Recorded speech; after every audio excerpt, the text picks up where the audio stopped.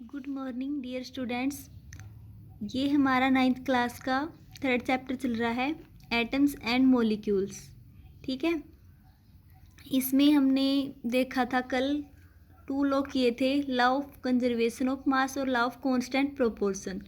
ठीक है, उन्हीं 2 लॉ के बेस पे डॉल्टन साइंटिस्ट थे, उन्होंने अपनी थ्योरी दी थी और उनकी जो मतलब डिसएडवांटेज है या फिर एडवांटेज है वो इस थ्योरी के अंदर ये बताएंगे। अब सबसे पहले हम इसकी थ्योरी पढ़ने से पहले जो हमारे डॉल्टन्स हैं इनके बारे में पता होना चाहिए। ठीक है, तो ये क्या थे, ये बहुत ही पुअर फैमिली से बिलोंग करते थे। ठीक है, इन्होंने क्या किया, जब ये 12 साल के थे उसी टाइम टीचिंग स्टार्ट कर दी थी इन्होंने, और फिर 7 साल बाद ये स्कूल के प्रिंसिपल बन गए थे।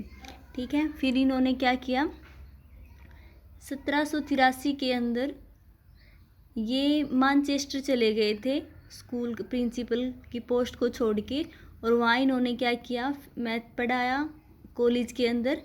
ठीक है, मैथ, केमिस्ट्री और फिजिक्स। फिर उसके बाद इन्होंने सर्च पे काम किया और क्या किया, डॉल्टन एटॉमिक थ्योरी दी। तो जॉन डॉल्टन के अकॉर्डिंग क्या है, कोई भी मैटर है, ठीक है, कोई भी मैटर, इवन एलिमेंट, कंपाउंड या फिर कोई भी मिक्सचर है, तो वो सबसे उनकी सबकी जो स्मॉलेस्ट यूनिट होती है वो होती है एटम्स। ठीक है, तो अकॉर्डिंग टू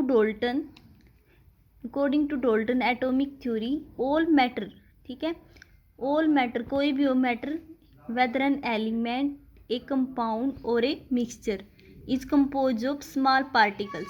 सबके अंदर क्या होते हैं, स्मॉल पार्टिकल्स होते हैं जिनको हम बोलते हैं एटम्स। ठीक है, अब टेबल है, ये भी क्या है, एक मैटर है, चेयर है, पेन है, कॉपी है, तो ये क्या है, सभी मैटर है, और इनके अंदर जो स्मॉलेस्ट यूनिट होती है वो क्या होती है, एटम्स।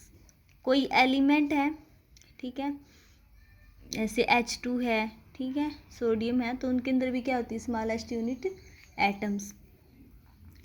फिर उसके बाद आते हैं, इसने थ्योरी दी थी डॉल्टन्स एटॉमिक थ्योरी, तो उसके हम पोस्टुलेट पढ़ते हैं। ठीक है, तो हमारा फर्स्ट पोस्टुलेट है, all matter is made up of very tiny particles called atoms which participate in chemical reactions. All matter, same बात है वही, ऑल मैटर है वो मेड अप होते हैं एटम्स से। ठीक है, और जिसके अंदर कोई भी केमिकल रिएक्शन है उसके अंदर क्या करते हैं, पार्टिसिपेट। तो कोई भी केमिकल रिएक्शन है तो उसके अंदर पार्टिसिपेट कौन करता है, एटम्स। ठीक है, उसके बाद आता है second, atoms are indivisible particles. जो एटम्स होते हैं ये इंडिविजिबल पार्टिकल्स होते हैं जिनको क्या हम फर्दर डिवाइड नहीं कर सकते।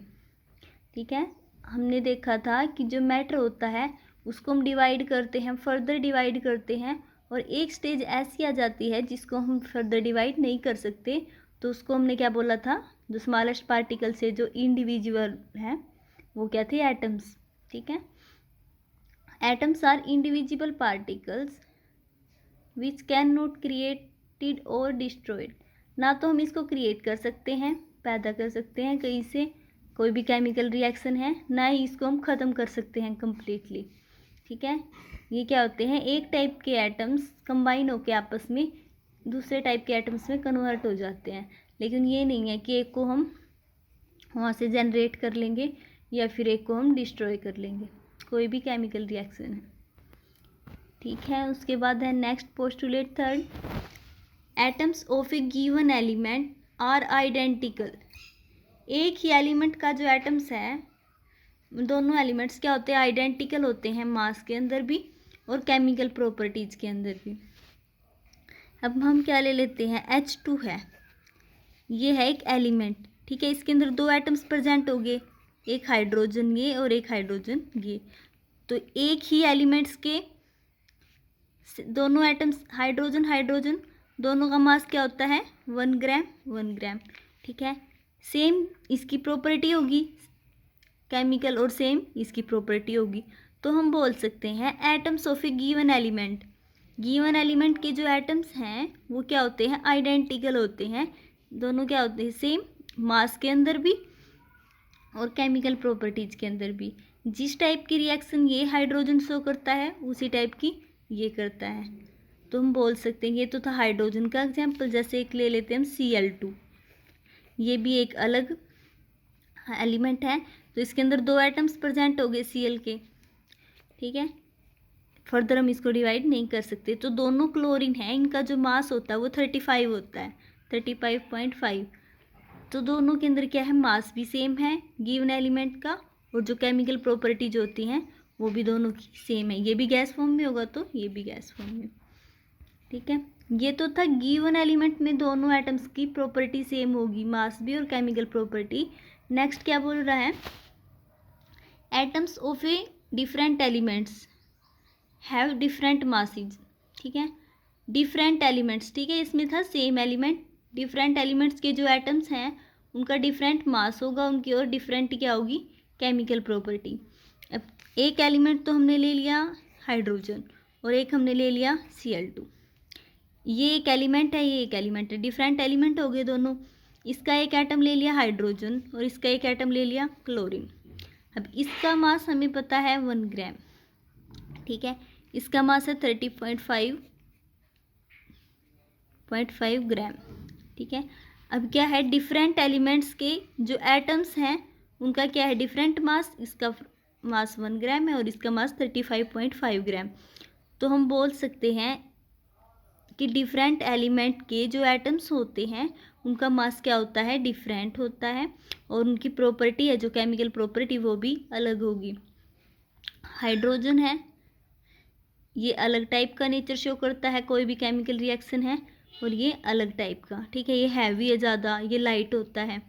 तो दोनों के अंदर मास के अंदर भी डिफरेंस होता है और केमिकल प्रॉपर्टीज के अंदर भी। ये बात ध्यान रखना, अगर सेम एलिमेंट है, सेम एलिमेंट के दोनों एटम के अंदर सेम प्रॉपर्टी प्रेजेंट होगी, डिफरेंट एलिमेंट्स के एटम्स के बीच में डिफरेंट प्रॉपर्टी होगी, ठीक है। उसके बाद आता है next, atoms combine in a ratio of small whole number to form compound. Atoms होते हैं वो वोल रेशियो के अंदर कंबाइन होके कंपाउंड की फॉर्मेशन करते हैं, ठीक है। वोल नंबर क्या होते हैं, 1 2 3 4। तो जैसे हम ले लेते हैं CO2 ले लिया, CO2 एक कंपाउंड है, ठीक है। कंपाउंड क्या होते हैं, एलिमेंट, 2 और मोर एलिमेंट जब ऐड होके बनाते हैं फिक्स प्रोपोर्शन के अंदर, तो उनको हमने बोला था कंपाउंड। अब CO2 है एक, तो इसके अंदर क्या है, एक कार्बन एटम है और 2 ऑक्सीजन एटम है, ठीक है। तो इनका रेशियो क्या है, 1:2। तो ये जो रेशियो है ये क्या है, वोल नंबर के है अंदर है। तो हम बोल सकते हैं किसी भी कंपाउंड के अंदर जो एटम्स होते हैं वो हमेशा क्या होते हैं, वोल नंबर के अंदर होंगे, ठीक है। कंपाउंड हम और भी ले सकते हैं, H2O, अमोनिया। तो कोई भी कंपाउंड है उसके अंदर क्या होते हैं, जो एटम्स प्रेजेंट होते हैं वो वोल नंबर के अंदर प्रेजेंट होंगे। उसके बाद है next, the relative number and kinds of atom are constant in a given compound. कोई भी गिवन कंपाउंड है उसमें कितने नंबर ऑफ एटम्स है और कौन कौन से एटम्स है वो हमेशा सेम रहते हैं। अब मान लीजिए H2O है वाटर, अब ये वाटर सी वाटर है या फिर नॉर्मल वाटर है, ठीक है, मिनरल वाटर है, तो इसके अंदर हमेशा क्या होगा, 2 एलिमेंट से मिलके बना होता है, 2 एटम से मिलके बना होता है, हाइड्रोजन और ऑक्सीजन। तो किसी भी टाइप का वाटर हो, एटम्स होते हैं वो क्या होते हैं, सेम, ठीक है, और सेम नंबर में होंगे, 1 हाइड्रोजन होंगे और 2 ऑक्सीजन होंगी। ये नहीं जो हम पीने के लिए वाटर जो यूज़ करते हैं उसके अंदर 3 ऑक्सीजन प्रेजेंट होगी। तो हमेशा क्या होता है, वाटर का जो प्रोपोर्शन है, नंबर ऑफ एटम्स और kinds of atom, number of atom भी भाई 2 हाइड्रोजन और 1 वाटर ही मिलके, और काइंड्स भी क्या भाई हाइड्रोजन और ऑक्सीजन ही मिलके क्या करते हैं, वाटर की फॉर्मेशन, ठीक है। तो ये थी हमारी डाल्टन्स एटॉमिक थ्योरी, जिसके अंदर क्या बताया गया है, एटम्स के बारे में बताया गया है कि मैटर एटम से मिलके बने होते हैं, स्मॉलेस्ट पार्टिकल्स होते हैं। कोई भी केमिकल रिएक्शन है, जैसे ये है H2Cl2, मान लीजिए ये बनाते हैं HCl, तो ये केमिकल रिएक्शन है। केमिकल रिएक्शन के अंदर क्या होता है, रिएक्टेंट प्रोडक्ट में कन्वर्ट। तो कोई भी केमिकल रिएक्शन होते हैं उसके अंदर जो स्मॉलेस्ट पार्टिकल्स होते हैं एटम्स, ठीक है, एटम्स मिलके कंबाइन होके केमिकल रिएक्शन जनरेट करते हैं। Thank you students.